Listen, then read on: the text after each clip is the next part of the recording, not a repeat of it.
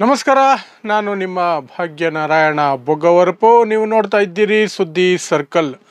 Israel ಮತ್ತು Iran ನಡುವಿನ ಸಂಘರ್ಷ, ಇದರ ಮಧ್ಯದಲ್ಲಿ ಅಮೇರಿಕ ಇಸ್ರೇಲ್ಗೆ ನೆರವಾಗುವ ಉದ್ದೇಶದಿಂದ ಬಂದು ಇರಾನ್ ಮೇಲೆ, ಅದು ಇರಾನ್ನ ಅಣುಸ್ಥಾವರಗಳ ಮೇಲೆ ಬಾಂಬ್ ದಾಳಿ ಮಾಡಿದ್ದನ್ನು ನಿನ್ನೆ ಎಲ್ಲ ಸಹ ಗಮನಿಸಿದ್ದೀರಿ.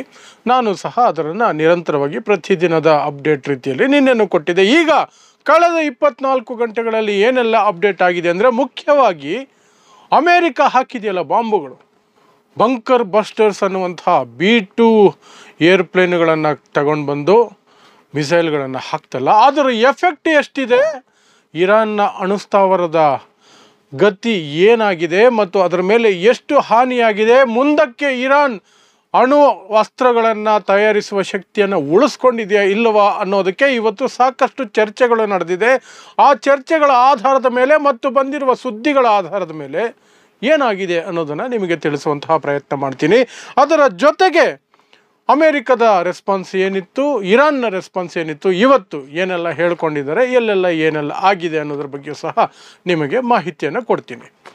ಸೊ ನಿನ್ನೆ ಅಮೇರಿಕ ಘೋಷಣೆ ಮಾಡ್ತು, ಟ್ರಂಪ್ ಘೋಷಣೆ ಮಾಡಿದ್ರು, ನಾವು ಇರಾನ್ನ ನ್ಯೂಕ್ಲಿಯರ್ ಪ್ಲ್ಯಾಂಟ್ಗಳೇನಿದ್ದಾವೆ, ಅಣುಸ್ಥಾವರಗಳು, ಅವುಗಳ ಮೇಲೆ ಬಾಂಬ್ ಹಾಕಿದ್ದೀವಿ. 3 ನ್ಯೂಕ್ಲಿಯರ್ ಪ್ಲ್ಯಾಂಟ್ಗಳೇನಿತ್ತಲ್ಲ, ಫೋರ್ಡೋ ಅನ್ನುವಂತಹ ಜಾಗದಲ್ಲಿ, ನತಾನ್ಸ್ ಅನ್ನುವಂತಹ ಜಾಗದಲ್ಲಿ ಮತ್ತು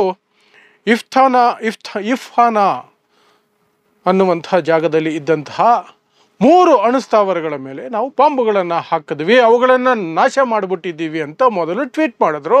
ಆ ನಂತರ ಬಂದು ಟ್ರಂಪ್ ಅದನ್ನೇ ಹೇಳಿಕೆ ಕೊಟ್ಟರು, ವಿಡಿಯೋ ಹೇಳಿಕೆ, ಅಂದರೆ ಪ್ರೆಸ್ ಮುಂದೆ ಬಂದು. ಆ ನಂತರ ಕೆಲವೇ ಗಂಟೆಗಳಲ್ಲಿ ಆ ಟ್ವೀಟ್ ಇತ್ತಲ್ಲ, ಅದರಲ್ಲಿ ಸ್ವಲ್ಪ ಬದಲಾವಣೆಗಳಾಯಿತು. ಅಲ್ಲಿಗೆ ಅನುಮಾನಗಳು ಶುರುವಾದವು. ಈ ಕಾರ್ಯಾಚರಣೆ ಎಷ್ಟು ಯಶಸ್ವಿಯಾಗಿದೆ, ಅಣುಸ್ಥಾವರಗಳಿಗೆ ಎಷ್ಟು ನಷ್ಟ ಆಗಿದೆ, ನಿಜವಾಗಲೂ ಹಾನಿಯಾಗಿದೆಯಾ ಇಲ್ವಾ, ಆ ಮಟ್ಟಕ್ಕೆ ಚರ್ಚೆಗಳು ಹೋದರೆ ಈ ಕಡೆ ಹೌದು ಹಾನಿ ಆಗಿರುವ ಸಾಧ್ಯತೆಗಳು ಇಲ್ಲ ಅನ್ನುವಂತಹ ಸುದ್ದಿಗಳು ಅಮೇರಿಕದ ಪತ್ರಿಕೆಗಳಲ್ಲೇ ಬರೋದಕ್ಕೆ ಶುರುವಾಗಿದೆ. ಅವು ಯಾವುವು ಅಂತ ನಿಮಗೆ ಹೇಳ್ತೀನಿ. ಸೊ ಮೊದಲಿಗೆ ಏನು, ಆ ಟ್ವೀಟ್ ಹಾಕಿದ್ರಲ್ಲ ಅಮೇರಿಕದವರು, ನಾಶ ಮಾಡಿಬಿಟ್ಟಿದ್ದೀವಿ ಅಂತ, ಅದನ್ನು ಕಂಪ್ಲೀಟ್ಲಿ ಡೆಸ್ಟ್ರಾಯ್ಡ್ ಅನ್ನುವಂತಹ ಪದಗಳನ್ನು ತೆಗೆದು ಕೆಲವು ಗಂಟೆಗಳ ನಂತರ ಹೆವಿಲಿ ಡ್ಯಾಮೇಜ್ಡ್, ಕಂಪ್ಲೀಟ್ಲಿ ಡೆಸ್ಟ್ರಾಯ್ಡ್ ಅನ್ನೋದನ್ನು ತೆಗೆದು ಹೆವಿಲಿ ಡ್ಯಾಮೇಜ್ಡ್ ಅಂತ ಮಾಡಿದ್ರು. ಕಂಪ್ಲೀಟ್ಲಿ ಡೆಸ್ಟ್ರಾಯ್ಡ್ ಅಂದರೆ ಸಂಪೂರ್ಣವಾಗಿ ನಾಶ ಮಾಡಿದ್ದೀವಿ ಅಂತ.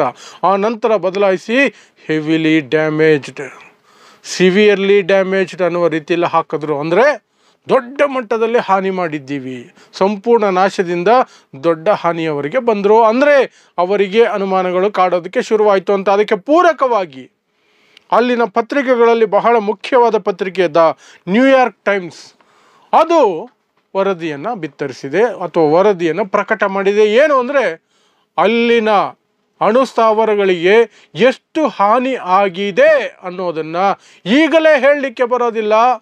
ಹಾನಿ ಆಗಿದೆಯಾ, ಎಷ್ಟು ಮಟ್ಟದಲ್ಲಾಗಿದೆ, ಅದು ಮುಂದಿನ ದಿನಗಳಲ್ಲಿ ಮಾತ್ರ ಗೊತ್ತಾಗುತ್ತೆ. ಈಗ ಯಾವ ಕನ್ಫರ್ಮೇಷನು ಇಲ್ಲ ಅಂತ ದ ನ್ಯೂಯಾರ್ಕ್ ಟೈಮ್ಸ್ ಪಬ್ಲಿಷ್ ಮಾಡ್ತು. ಅದರ ಜೊತೆಗೆ ವಾಲ್ ಸ್ಟ್ರೀಟ್ ಜರ್ನಲ್ ಅನ್ನುವಂತಹ ಇನ್ನೊಂದು ಪ್ರಮುಖ ಪತ್ರಿಕೆ ಅಮೇರಿಕದಲ್ಲಿ, ಅದು ಒಂದು ಹೆಜ್ಜೆ ಮುಂದೆ ಹೋಗಿ ಹಾನಿಯಾಗಿದ್ದರೂ ಎಷ್ಟು ಹಾನಿಯಾಗಿದೆ ಅನ್ನೋದ್ರ ಬಗ್ಗೆ ಸ್ಪಷ್ಟತೆ ಇಲ್ಲ. ಅದರ ಜೊತೆಗೆ ಈ ಗ್ಯಾಪ್ ಇತ್ತಲ್ಲ, ಅಮೇರಿಕ ಎಚ್ಚರಿಕೆ ಕೊಟ್ಟು ಅಮೇರಿಕ B-2 ಬಾಂಬರ್ಸ್ನ ಬಳಸ್ಕೊಂಡು ಆ ಮಿಸೈಲ್ಗಳನ್ನು ಹಾಕಿದ್ದರ ನಡುವಿನ ದಿನಗಳು, ಆ ಸಂದರ್ಭದಲ್ಲಿ ಅಲ್ಲಿ ಎನ್ರಿಚ್ಮೆಂಟ್ಗೆ ಅಂತ ಇಟ್ಟಿದ್ದಂತಹ ಯುರೇನಿಯಮನ್ನು ಇರಾನ್ ಬೇರೆ ಕಡೆಗೆ ಸಾಗಿಸಿದೆ, ಗೋಪ್ಯ ಸ್ಥಳಕ್ಕೆ ಅದನ್ನು ಸಾಗಿಸ್ಕೊಂಡ್ಬಿಟ್ಟಿದೆ. ಅಲ್ಲಿ ಯುರೇನಿಯಂ ಇರಲೇ ಇಲ್ಲ. ಅಣು ಬಾಂಬ್ ತಯಾರಿಸೋದಕ್ಕೆ ಯುರೇನಿಯಂ ಬೇಕೇ ಬೇಕಾಗುತ್ತೆ. ಅದರ ಎನ್ರಿಚ್ಮೆಂಟ್ಗೇ ಪ್ಲ್ಯಾಂಟ್ಗಳು ಮಾಡೋದು. ಈ ಪ್ಲ್ಯಾಂಟ್ಗಳು 200-300 ಅಡಿ ಒಳಗಡೆ ಇಟ್ಟಿದ್ದಾರೆ ಅನ್ನುವಂಥದ್ದು ನಮಗಿದ್ದಂತಹ ಮಾಹಿತಿ. ಅದು ನಿನ್ನೆ ಹೇಳ್ತಿದ್ದೆ, ಆ ಬಾಂಬುಗಳು 200 ಅಡಿವರೆಗೆ ಮಾತ್ರ ಎಫೆಕ್ಟ್ ಮಾಡ್ತವೆ, 300 ಅಡಿ ಕೆಳಗಡೆ ಇತ್ತಲ್ಲ ಇದಕ್ಕೆ ಎಫೆಕ್ಟ್ ಆಗಿದೆ ಅಂತ. ಅದಕ್ಕೆ ಪೂರಕವಾಗಿ ವಾಲ್ ಸ್ಟ್ರೀಟ್ ಜರ್ನಲ್ ಹೇಳ್ತಾ ಇದೆ, ಅವರು ಆ ಯುರೇನಿಯಮನ್ನು ಬೇರೆ ಕಡೆಗೆ ಅಥವಾ ಅಣು ಬಾಂಬಿಗೆ ಬೇಕಾದ ಎಲ್ಲ ವಸ್ತುಗಳನ್ನು ಬೇರೆ ಕಡೆಗೆ ಸಾಗಿಸಿಬಿಟ್ಟಿದ್ದಾರಾ ಅನ್ನುವ ಅನುಮಾನಗಳನ್ನು ದ ವಾಲ್ ಸ್ಟ್ರೀಟ್ ಜರ್ನಲ್ ವ್ಯಕ್ತಪಡಿಸ್ತಾ ಇದೆ. ಯಾಕೆ ಅಂತಂದರೆ ಅದಕ್ಕೆ ಉತ್ತರ ನಮ್ಮಲ್ಲಿ AFP ಅನ್ನುವಂತಹ ಇನ್ನೊಂದು ಸುದ್ದಿ ಸಂಸ್ಥೆ, ಇದು ಸಹ ಅಮೇರಿಕದ ಸುದ್ದಿ ಸಂಸ್ಥೆ, ಅಲ್ಲಿ ಸಿಗುತ್ತೆ. ಯಾಕೆ ವಾಲ್ ಸ್ಟ್ರೀಟ್ ಜರ್ನಲ್ ಹೀಗೆ ಹೇಳ್ತಾ ಇದೆ ಅನ್ನೋದಕ್ಕೆ AFP ಸುದ್ದಿ ಸಂಸ್ಥೆ ಹೇಳ್ತಾ ಇದೆ, ವಿಕಿರಣಗಳು ಹೊರಗೆ ಸೂಸಿಲ್ಲ. ಅಣುಸ್ಥಾವರಗಳ ಮೇಲೆ ಬಾಂಬು ಬಿದ್ದಾಗ, ಹಾನಿಯಾದಾಗ ವಿಕಿರಣ ಹೊರಗೆ ಬರುತ್ತೆ, ಡೇಂಜರಸ್ ರೇಡಿಯೇಷನ್ಗಳು ಬರ್ತವೆ, ಸುತ್ತಮುತ್ತಲ ಏರಿಯಾಗಳಲ್ಲಿ ಎಫೆಕ್ಟ್ ಆಗುತ್ತೆ. ಆ ರೀತಿಯ ಯಾವುದೇ ಲೀಕೇಜನ್ನು ನಾವು ನೋಡಿಲ್ಲ. ಹಾಗಾದರೆ AFP ಅನ್ನುವಂತಹ ಸುದ್ದಿ ಸಂಸ್ಥೆ ಅನುಮಾನ ವ್ಯಕ್ತಪಡಿಸ್ತಿರೋದು, ಬಾಂಬುಗಳು ಗುರಿ ತಪ್ಪುದುವಾ, ಅಣುಸ್ಥಾವರಗಳ ಮೇಲೆ ಬಿದ್ದೇ ಇಲ್ವಾ, ಬೇರೆ ಜಾಗದಲ್ಲಿ ಬಿದ್ದಿದ್ದಾವಾ? ಈ ಪ್ರಶ್ನೆಗಳನ್ನು AFP ಅನ್ನುವಂತಹ ಸುದ್ದಿ ಸಂಸ್ಥೆ ಎತ್ತುತ್ತಾ ಇದೆ. ಈ ರೀತಿ ಅಲ್ಲಿನ ಪತ್ರಿಕೆಗಳು ಇದನ್ನು ಹೇಳ್ತಾ ಇದ್ರೆ, ಅಂತಾರಾಷ್ಟ್ರೀಯ ಮಟ್ಟದಲ್ಲಿ ಈ ಅಟಾಮಿಕ್ ಎನರ್ಜಿಯನ್ನು ನೋಡುವಂತಹ, ಮಾನಿಟರ್ ಮಾಡುವಂತಹ ಅಂತಾರಾಷ್ಟ್ರೀಯ ಸಂಸ್ಥೆ ಇದೆಯಲ್ಲ, ಅದು ಒಪ್ಪಿತವಾದಂತಹ ಸಂಸ್ಥೆ. ಎಲ್ಲೇ ಅಣುಬಾಂಬುಗಳಾಗ್ತಿದ್ರು ಅಲ್ಲೆಲ್ಲ ಚೆಕಿಂಗ್ ಮಾಡುವ ಕೆಪಾಸಿಟಿ ಮತ್ತು ಒಂದು ಪವರ್ ಈ ಒಂದು ಸಂಸ್ಥೆಗಿರುತ್ತೆ. ಅದನ್ನು IAEA ಅಂತ ಕರೀತಾರೆ, ಇಂಟರ್ನ್ಯಾಷನಲ್ ಅಟಾಮಿಕ್ ಎನರ್ಜಿ ಏಜೆನ್ಸಿ ಅಂತ. ಅದು ಒಂದು ಹೇಳಿಕೆಯನ್ನು ಬಿಡುಗಡೆ ಮಾಡಿದೆ. ಅದು ಹೇಳ್ತಾ ಇದೆ, ಅಲ್ಲಿ ಬ್ಲಾಸ್ಟ್ ಆಗಿರೋದು ಅಥವಾ ನಷ್ಟ ಆಗಿರೋದ್ರ ಬಗ್ಗೆ ನಾವು ಏನು ಈಗಲೇ ಹೇಳೋದಕ್ಕೆ ಆಗೋದಿಲ್ಲ. ಈಗಲೇ ಏನು ಹೇಳೋದಕ್ಕಾಗೋದಿಲ್ಲ, ಅದಕ್ಕೆ ಕಾಯಬೇಕಾಗತ್ತೆ. ಅದು ಯಾವ ಪ್ರಮಾಣದ ನಷ್ಟ ಆಗಿದೆ, ಹಾನಿಯಾಗಿದೆ, ಇದರ ಬಗ್ಗೆ ಮುಂದಿನ ದಿನಗಳಲ್ಲಿ ಮಾತ್ರ ಹೇಳೋದಕ್ಕೆ ಸಾಧ್ಯ ಅಂತ IAEA ಹೇಳ್ತಾ ಇದೆ. IAEA ಅನ್ನುವಂತಹದ್ದು ಅಂತಾರಾಷ್ಟ್ರೀಯ ಸಂಸ್ಥೆ, ಸ್ವಾಯತ್ತ ಸಂಸ್ಥೆ ಅಂತ ಹೇಳ್ಕೊಂಡ್ರು ಸಹ ಅಮೇರಿಕ ಕಂಟ್ರೋಲಲ್ಲೇ ಇರ್ತವೆ ಇಂಥವೆಲ್ಲ. UN ಆಗಿರಬಹುದು, ನ್ಯಾಟೋ ಆಗಿರಬಹುದು, ಬೇರೆ ಯಾವುದೇ ದೊಡ್ಡ ದೊಡ್ಡ ಸಂಸ್ಥೆಗಳು, ಅಂತಾರಾಷ್ಟ್ರೀಯ ಸಂಸ್ಥೆಗಳು ಅಮೇರಿಕ ಕಂಟ್ರೋಲಲ್ಲೇ ಇರ್ತವೆ. IAEA ಸಹ ಅಮೇರಿಕ ಕಂಟ್ರೋಲಲ್ಲೇ ಇದೆ. ಅದೇ ಹೇಳ್ತಾ ಇದೆ, ಹಾನಿಯ ಬಗ್ಗೆ ನಮಗೆ ಯಾವ ಸ್ಪಷ್ಟತೆಯೂ ಇಲ್ಲ, ಈಗಲೇ ಸ್ಪಷ್ಟವಾಗಿ ಏನು ಹೇಳೋದಕ್ಕೆ ಬರೋದಿಲ್ಲ. ಸೊ ಏನಿದ್ರ ಅರ್ಥ? ಅಮೇರಿಕ ಕೊಚ್ಚಿಕೊಂಡಂತೆ ಮುಗಿಸೇ ಬಿಟ್ಟಿದ್ದೀವಿ, ಅವರ ಅಟಾಮಿಕ್ ಪ್ರೋಗ್ರಾಮನ್ನು ಕಂಪ್ಲೀಟ್ ನಾಶ ಮಾಡಿಬಿಟ್ಟಿದ್ದೀವಿ ಅಂತ ಮೊದಲು ಹಾಕಿ ಆಮೇಲೆ ಸಿವಿಯರ್ಲಿ ಡ್ಯಾಮೇಜ್ ಅಂತ ಹಾಕಿದ್ರಲ್ಲ, ಆ ಒಂದು ಹೇಳಿಕೆಯೂ ಸಹ ಅನುಮಾನಾಸ್ಪದನ. ಟುಸ್ ಬಾಂಬುಗಳಾದವ ಅಮೇರಿಕದ ಬಂಕರ್ ಬಸ್ಟರ್ ಬಾಂಬುಗಳು, ಈ ಎಲ್ಲ ಪ್ರಶ್ನೆಗಳು, ಅನುಮಾನಗಳು ಇಲ್ಲಿ ಬರ್ತವೆ. ಈಗ ಅಮೇರಿಕದಲ್ಲಿ ಏನಾಯಿತು?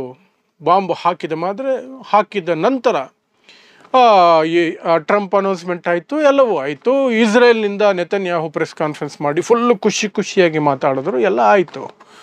ಅಮೇರಿಕಾದಲ್ಲಿ ಟ್ರಂಪ್ನ ಈ ಕಾರ್ಯಾಚರಣೆಯ ವಿರುದ್ಧ ಅಮೇರಿಕದಲ್ಲಿ ಸಾಕಷ್ಟು ಜನ ಬೀದಿಗೆ ಬಂದು ಪ್ರತಿಭಟನೆ ಮಾಡ್ತಿದ್ದಾರೆ. ನಮಗೆ ಈ ಯುದ್ಧ ಈಗ ಬೇಕಿತ್ತಾ? ಇರಾನ್ ಜೊತೆ ಸಂಘರ್ಷ ನಮಗೆ ಯಾಕೆ ಬೇಕು? ನಾವು ಯಾಕೆ ಬಾಂಬ್ ಹಾಕಬೇಕಾಗಿತ್ತು? ಯಾಕೆ ಹಾಕಬೇಕು ಅನ್ನುವಂತಹ ಪ್ರಶ್ನೆಗಳನ್ನು ಅಲ್ಲಿನ ಜನ ಹೇಳ್ತಾ ಇದ್ದಾರೆ. ಮತ್ತೊಂದು ಯುದ್ಧದಲ್ಲಿ ಅಮೇರಿಕ ಯಾಕೆ ಸಿಲುಕೊಳ್ಳಬೇಕು?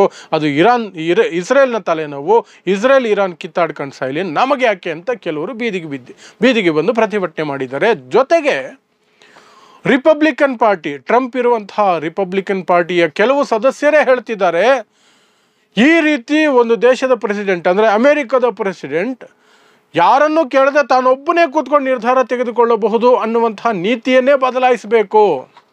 ಯುದ್ಧದ ವಿಚಾರದಲ್ಲಿ ಎಲ್ಲರ ಜೊತೆ ಸಮಾಲೋಚನೆ ನಡೆಸಿ ಆನಂತರ ರಾಷ್ಟ್ರಪತಿಗಳು ನಿರ್ಧಾರಗಳನ್ನು ತೆಗೆದುಕೊಳ್ಳುವ ಹಾಗೆ ನಮ್ಮ ಸಂವಿಧಾನಕ್ಕೆ ಬದಲಾವಣೆ ತರಬೇಕು ಅನ್ನುವ ಒತ್ತಡವನ್ನು ಟ್ರಂಪ್ನ ಸ್ವಂತ ಪಕ್ಷದವರು ಹೇಳ್ತಿದ್ದಾರೆ. ಅವರು ಹೇಳ್ತಿದ್ದಾರೆ, ಇರಾನ್ ಮೇಲೆ ನಮಗೆ ಯಾಕೆ ಯುದ್ಧ ಬೇಕು ಅಂತ. ಇದೊಂದು ಬೆಳವಣಿಗೆ. ಇಷ್ಟು ಬೆಳವಣಿಗೆಗಳು ಅಮೇರಿಕದಲ್ಲಾಗಿದ್ದರೆ, ಈ ಕಡೆ ಇರಾನ್ನಲ್ಲಿ ಜನ ಬೀದಿಗೆ ಬಂದು ಪ್ರದರ್ಶನಗಳನ್ನು ಮಾಡ್ತಿದ್ದಾರೆ, ತನ್ನ ದೇಶದ ಜೊತೆಯಲ್ಲಿ ನಾವಿದ್ದೀವಿ ಅಂತ ತೋರಿಸ್ಕೊಳ್ತಿದ್ದಾರೆ. ಆ ಒಂದು ಪ್ರದರ್ಶನಗಳ ಸಂದರ್ಭದಲ್ಲಿ ಇರಾನ್ನ ಅಧ್ಯಕ್ಷ ಮಸೂದ್ ಪೆಜಿಸ್ಕಿಯಾ ಅನ್ನುವಂಥವರು ಸಹ ಬಂದು ಪಾಲ್ಗೊಂಡಿದ್ದಾರೆ. ಅವರನ್ನು ಜನ ಮುತ್ತಿಕೊಂಡು ನಾವು ನಿಮ್ಮ ಜೊತೆ ಇದ್ದೀವಿ, ನಮ್ಮ ದೇಶದ ಜೊತೆ ಇದ್ದೀವಿ ಅಂತ ಘೋಷಣೆಗಳನ್ನು ಕೂಗ್ತಾರೆ. ಪ್ಲಸ್ ಅಮೇರಿಕಾಗೆ ಸಾವಾಗಲಿ, ಇಸ್ರೇಲಿಗೆ ಸಾವಾಗಲಿ ಅನ್ನುವ ಘೋಷಣೆಗಳನ್ನು ಸಹ ಇರಾನ್ನ ಪ್ರಜೆಗಳು ಅಲ್ಲಿ ಕೂಗ್ತಾ ಇದ್ದಾರೆ. ಇದು ಇರಾನ್ನಲ್ಲಿ ನಡೆದಿರುವಂಥದ್ದು. ಮತ್ತು ಇರಾನ್ ಅಧಿಕೃತವಾಗಿ ಈ ದಾಳಿ ನಡೆದಿರೋದು ಹೌದು, ಆದರೆ ದೊಡ್ಡ ನಷ್ಟ ಏನಾಗಿಲ್ಲ, ದೊಡ್ಡ ಹಾನಿ ಏನಾಗಿಲ್ಲ ನಮಗೆ ಅಂತ ಹೇಳಿ ನಿಲ್ಲಿಸಿದೆ. ಅದು ಮುಂದಕ್ಕೆ ಅದನ್ನು ಮುಂದುವರಿಸುವ ಹಂತದಲ್ಲಿದೆಯಾ ಏನು, ಅದರ ಬಗ್ಗೆ ಏನು ಮಾತಾಡಿಲ್ಲ. ಅಮೇರಿಕ ದಾಳಿ ಆಗಿರೋದು ನಿಜ, ಆದರೆ ನಮಗೆ ದೊಡ್ಡ ಹಾನಿ ಏನೂ ಆಗಿಲ್ಲ ನಮ್ಮ ಅಣುಸ್ಥಾವರಗಳಿಗೆ ಅನ್ನುವುದನ್ನು ಮಾತ್ರ ಹೇಳಿದೆ. ಅದರ ಜೊತೆಗೆ ಅಮೇರಿಕಾಗೆ ಎಚ್ಚರಿಕೆ ಕೊಟ್ಟಿದೆ. ನಿನ್ನೆ ಹೇಳಿತ್ತು, ನೀವು ಮಣ್ಣಾಗಬೇಕು, ಇಲ್ಲ ನಾವು ಹೆಣ ಆಗಬೇಕು ಅಂತ ಅದು ಇರಾನ್ನ ಸರ್ವೋಚ್ಚ ನಾಯಕ ಅಲಿ ಖಮೇನಿ ಹೇಳಿದ್ದಂಥದ್ದು. ಇವತ್ತು ಅದೇ ಅಲಿ ಖಮೇನಿ ಹೇಳಿದ್ದಾರೆ, ನೀವು ಯುದ್ಧವನ್ನು ಆರಂಭಿಸಿದ್ದೀರಿ, ಅದರ ಅಂತ್ಯವನ್ನು ನಾವು ಮಾಡ್ತೀವಿ. ಯಾವಾಗ, ಹೇಗೆ, ಎಲ್ಲಿ ಅದನ್ನು ನಾವು ನಿರ್ಧರಿಸ್ತೀವಿ ಅಂತ ಇರಾನ್ನ ಸರ್ವೋಚ್ಚ ನಾಯಕ ಅಮೇರಿಕಾಗೆ ಎಚ್ಚರಿಕೆಯನ್ನು ಇವತ್ತು ಕೊಟ್ಟಿದ್ದಾರೆ. ಇದಿಷ್ಟು ಕಳೆದ 24 ಗಂಟೆಗಳಲ್ಲಿ ನಡೆದಿರುವಂತಹ ಬೆಳವಣಿಗೆಗಳು. ಪ್ರತಿದಿನ ನಿಮ್ಮ ಮುಂದೆ ನಿಖರವಾದ ವಿಚಾರಗಳನ್ನು, ಸಮಾಚಾರವನ್ನು ನಿಮ್ಮ ಮುಂದೆ ಇಡ್ತಿದ್ದೀನಿ. ಗೋಧಿ ಮಾಧ್ಯಮದ ಹಾಗೆ ಒಂದು ಧರ್ಮವನ್ನು ದ್ವೇಷಿಸಿಕೊಂಡು ಆ ಧರ್ಮದವರು ಆ ಕಡೆ ಇದ್ದಾರೆ ಅನ್ನೋ ಒಂದೇ ಕಾರಣಕ್ಕೆ ಒಂದು ದೇಶವನ್ನು ತುಚ್ಛವಾಗಿ ಅದರ ಪಾಸಿಟಿವ್ಗಳನ್ನು ಹೇಳದೆ ಮಾಡುವಂಥದ್ದಲ್ಲ. ನಿಖರವಾಗಿ ಯಾವ ಸುದ್ದಿ ಸಂಸ್ಥೆ ಏನೇನು ಹೇಳಿದೆ ಅಂತ ಸುದ್ದಿ ಸಂಸ್ಥೆಗಳ ಹೆಸರು, ಅದು ಸಹ ಅಮೇರಿಕದ ಸುದ್ದಿ ಸಂಸ್ಥೆಗಳನ್ನು ಉಲ್ಲೇಖಿಸಿ ನಾನು ನಿಮಗೆ ಮಾಹಿತಿಯನ್ನು ಕೊಡ್ತಾ ಇದ್ದೀನಿ. ಪ್ರತಿದಿನ ನಿಮಗೆ ಕೊಡ್ತೀನಿ. ಈ ಸಂಘರ್ಷದ ಉದ್ದಗಲಕ್ಕೂ ಸಹ ಆದಷ್ಟು ಎಷ್ಟು ನನ್ನ ಕೈಯಲ್ಲಿ ಸಾಧ್ಯ ಆಗುತ್ತೋ ಅಷ್ಟು ನಿಖರ ಮತ್ತು ಸತ್ಯವಾದ ಮಾಹಿತಿಯನ್ನು ನಿಮಗೆ ಕೊಡುವಂತಹ ಪ್ರಯತ್ನ ಮಾಡ್ತೀನಿ. ಇಂತಹದೇ ವಿಶೇಷ ವರದಿಗಳಿಗಾಗಿ ನೋಡ್ತಾ ಇರಿ ಸುದ್ದಿ ಸರ್ಕಲ್. ನಾನು ನಿಮ್ಮ ಭಾಗ್ಯನಾರಾಯಣ ಬೊಗವರಪು.